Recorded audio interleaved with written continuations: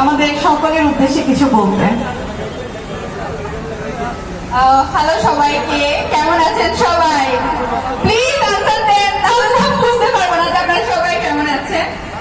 আমার অনেক ভালো লাগছে যে আপনাদের সবাইকে দেখে। আমি আজকে আসছি ঢাকা থেকে।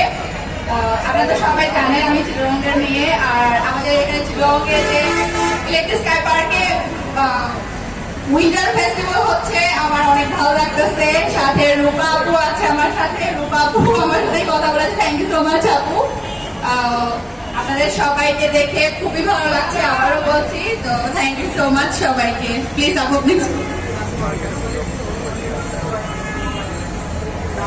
আসসালামু আলাইকুম, আমি রূপা।